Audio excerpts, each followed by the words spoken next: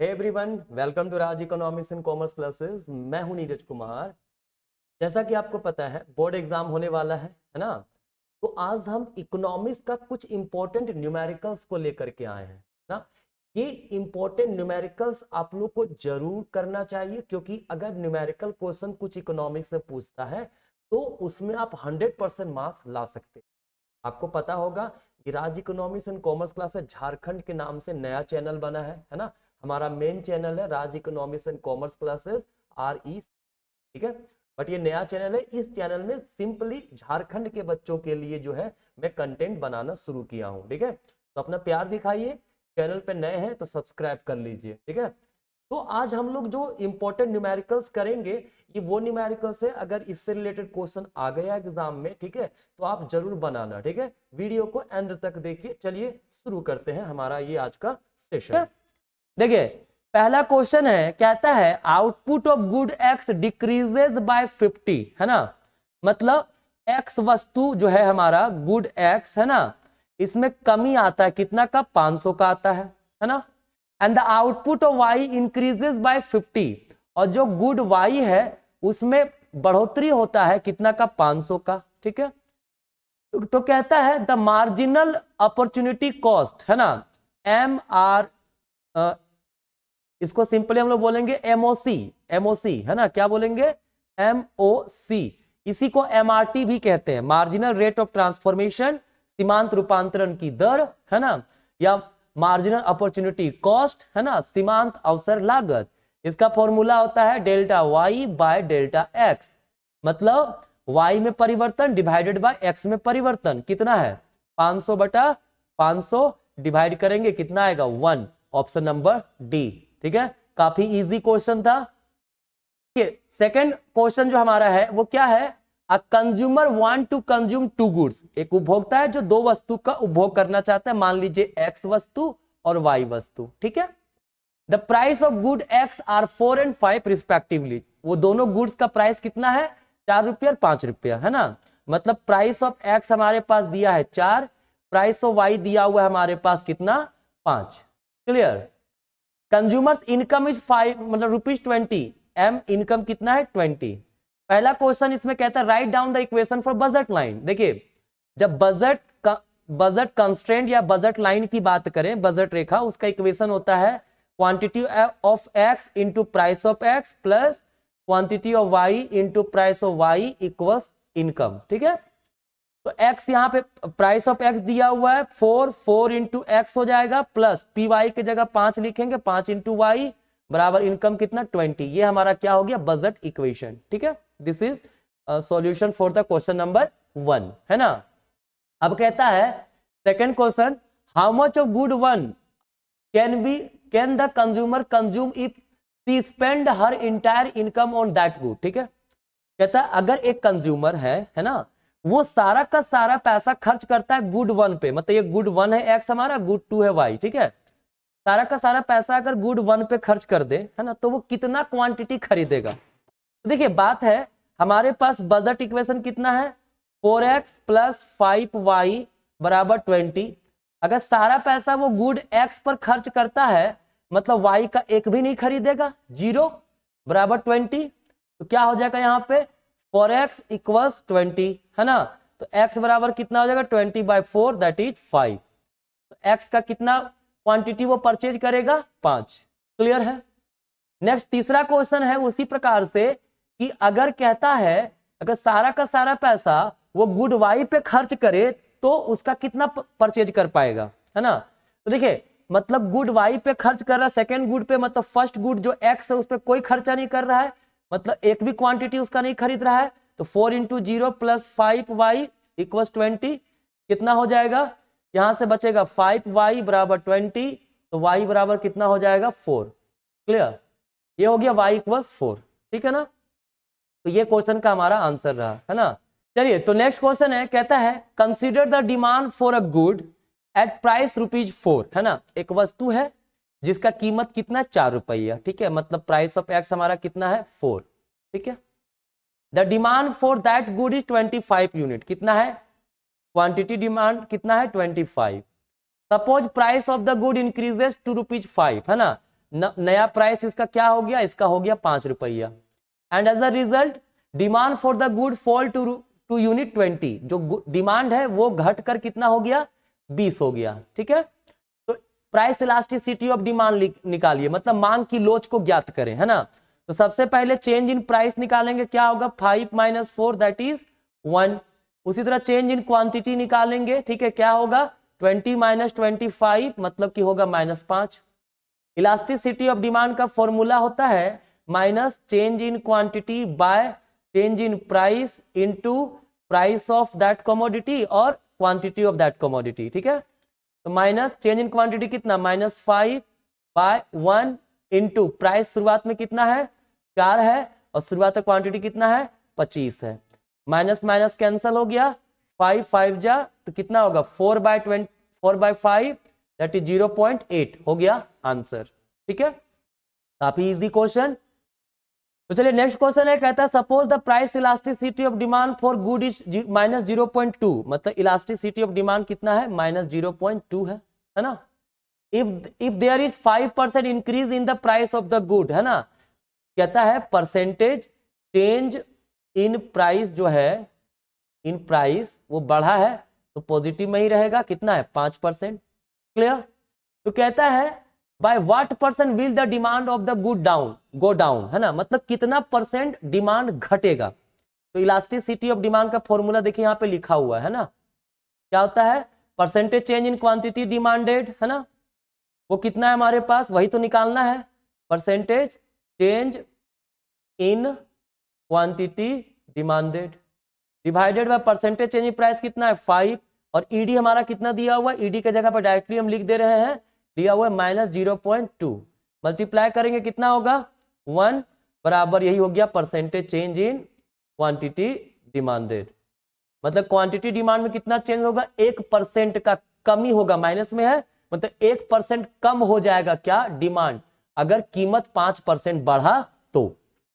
Clear, चलिए कहता है कंप्लीट द फॉलोइंग टेबल, इधर यूनिट ऑफ लेबर दिया हुआ है, यहाँ पे टोटल प्रोडक्ट निकालना है, एवरेज प्रोडक्ट निकालना है, मार्जिनल प्रोडक्ट दिया हुआ है। ठीक है, तो देखिए मार्जिनल प्रोडक्ट का सम ही होता है टोटल प्रोडक्ट, टोटल प्रोडक्ट बराबर क्या होता है समेशन एमपी, मतलब एमपी को जोड़ दीजिए वो हमारा बन जाएगा टीपी। तो 18 का 18 हो जाएगा शुरुआत में, ठीक है, 18 16 कितना होता है 34 हो जाएगा, फिर 34 और 14 कितना हो जाएगा 48 हो जाएगा, 48 और 12 कितना होगा 60, 60 में 5 चला गया 55, ये हमारा हो गया टोटल प्रोडक्ट। ठीक है, एवरेज प्रोडक्ट क्या होता है, एवरेज प्रोडक्ट का फॉर्मूला होता है टीपी बटा एल हो जाएगा यहाँ पे।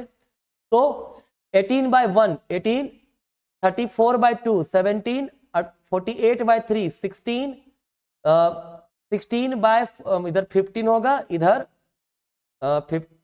15 ना, इधर 11। ठीक है, यही हमारा आएगा आंसर। चेक कर लीजिए, कैलकुलेशन आप लोग भी चेक कर लीजिएगा। क्लियर है, चलिए नेक्स्ट क्वेश्चन कहता है ये जो टेबल हमारे पास है, मान ली इधर लिख देते हैं Q, इधर TC है, कितना Q 1 2 3 4 5 6 50 65 75 95 130 185। क्लियर, तो देखिए यहाँ पे कह रहा है हमें, है ना, कि भाई आप टीबीसी निकालो, TFC, ABC, AFC, SSC, SMC. ठीक है, तो मैं शॉर्ट में बता दे रहा हूं, आप लोग खुद से निकाल लीजिएगा, है ना। देखिए कहता है एवरेज फिक्स्ड कॉस्ट एएफसी कितना है at 4 unit of output is 5, है ना, 5 है, कब 4 यूनिट प्रोड्यूस होता है तब। हम लोग जानते हैं एएफसी बराबर होता है टीएफसी बटा क्वांटिटी। ठीक है, तो एएफसी दिया है 5, टीएफसी बटा क्यू कितना 4 यूनिट के लिए, तो टीएफसी क्रॉस मल्टीप्लाई करेंगे, टीएफसी कितना हो जाएगा 20, टीएफसी हमेशा कांस्टेंट होता है तो 20 का 20 बना रहेगा। ठीक है, मुझे उम्मीद है इतना आपको पता होगा अच्छे से। टीएफसी निकल गया, अब हमें क्या निकालना है, यहां से टीबीसी निकालेंगे। टीबीसी क्या होगा, देखिए आपको पता होगा टीसी इक्वल्स होता है टीबीसी प्लस टीएफसी, तो यहां से टीबीसी बराबर बोल सकते हैं टीसी माइनस टीएफसी। ठीक है, मतलब 50 माइनस 20 हो गया 30, 65 माइनस 20 45, इधर 55, इधर 75, इधर हो जाएगा 110, इधर हो जाएगा 165। क्लियर। अब आपको निकालना है क्या, एबीसी निकालना है। तो एबीसी का फॉर्मूला होता है टीबीसी बाय क्वांटिटी। फिर एएफसी निकालना है तो क्या होगा, टीएफसी बाय क्वांटिटी। ठीक है, एबीसी प्लस एएफसी जोड़ देंगे तो क्या निकल जाएगा, एसी निकल जाएगा हमारा। ठीक है, और जो टीसी में जो चेंजेस आ रहा है ना, उसको निकालते जाएंगे तो हमारा एसएमसी या फिर एमसी निकल जाएगा। क्लियर, ये आप खुद से निकाल लीजिएगा, है ना, काफी ज्यादा टाइम चला जाएगा इसमें। नेक्स्ट है compute total revenue, marginal revenue and average revenue of the schedule when the price is ₹10। देखिए हर यूनिट का प्राइस दिया हुआ है कितना, 10 दिया हुआ है, 10 10 10। तो टीआर निकालना, एमआर निकालना, एआर निकालना है। ठीक है, तो प्राइस को ही हम लोग एआर बोलते हैं, तो जो प्राइस है वही एआर होगा, 10 का 10 रहेगा इसमें, सारा का सारा 10 हमारा पुट हो जाएगा। ठीक है, टीआर क्या होगा, प्राइस इंटू क्वांटिटी। ठीक है, तो 0 इंटू 10 0, ठीक है, 1 इंटू 10 10, 2 इंटू 10 20, 30, 40, 50 और 60। क्लियर। मार्जिनल रेवेन्यू क्या होगा, यहाँ पे कुछ नहीं, चेंजेस कितना हुआ, 10 10 10 10 10 और 10, मतलब 10 10 का चेंजेस हो रहा है ना टीआर में। एमआर बराबर आपको पता ही होगा, एमआर बराबर क्या होता है, TR N minus TR N minus 1। ठीक है ना। चलिए नेक्स्ट है, कहता है find marginal propensity to consume, MPC निकालिए, है ना, from the following table. MPC का फॉर्मूला होता है change in consumption due to change in income. ठीक है, तो इनकम में कितना चेंजेस हुआ है, इनकम में चेंजेस हुआ है 1000, है ना। कंजम्पशन में कितना चेंजेस हुआ है, 500 कंजम्पशन में चेंजेस हुआ है। क्लियर, क्या होगा 500 बटा 1000, ये दो, ये खत्म, 0.5। क्लियर है। चलिए आगे बढ़ते हैं। कहता है find aggregate demand from the following table. Aggregate demand का फॉर्मूला होता है कंजम्पशन, प्राइवेट कंजम्पशन एक्सपेंडिचर, है ना, फिर गवर्नमेंट, सिंपली हम लिख देते हैं इसको इस प्रकार से, है ना, क्या है, consumption plus investment plus government spending plus export minus import. Clear. यहां पे प्राइवेट कंजम्पशन एक्सपेंडिचर दिया हुआ है कितना, 50,000। ठीक है, प्राइवेट इन्वेस्टमेंट एक्सपेंडिचर दिया हुआ है कितना, 30,000, फिर 30,000 ना, हाँ 30,000 प्लस गवर्नमेंट एक्सपेंडिचर दिया हुआ है 20,000, एक्सपोर्ट दिया है 10,000 माइनस 5,000 दिया इंपोर्ट। क्लियर, क्या होगा, 8 2 10, 1,00,000, 10,000 5 गया, 1,05,000। ठीक है, आप लोग चेक कर लीजिए कैलकुलेशन, एक बार जरूर चेक कीजिए कैलकुलेशन। ठीक है ना, मैं बस आपको मेथड बताते जा रहा हूं, है ना।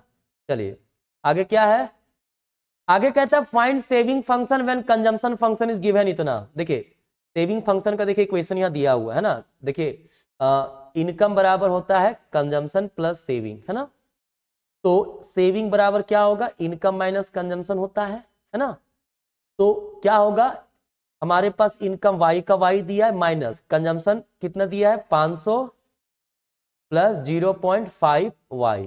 क्लियर, क्या हो जाएगा, y माइनस 500 माइनस 0.5 वाई, है ना, क्या हो जाएगा, माइनस 500 y माइनस 0.5, तो कितना बचेगा, प्लस 0.5 वाई। क्लियर, ये सेविंग फंक्शन हुआ, है ना।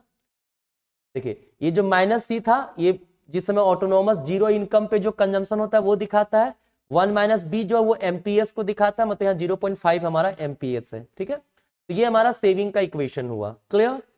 चलिए नेक्स्ट क्वेश्चन, कहता है as a result of increase in investment by 125, मतलब इन्वेस्टमेंट में कितना चेंजेस हुआ है, 125 हुआ है। नेशनल इनकम कितना इंक्रीज हुआ, मतलब चेंज इन इनकम कितना है, 500 है। ठीक है, calculate MPC, MPC marginal propensity to consume. ठीक है, देखिए इसके सबसे पहले हमें निकालना मल्टीप्लायर। मल्टीप्लायर का फॉर्मूला होता है change in Y by change in I.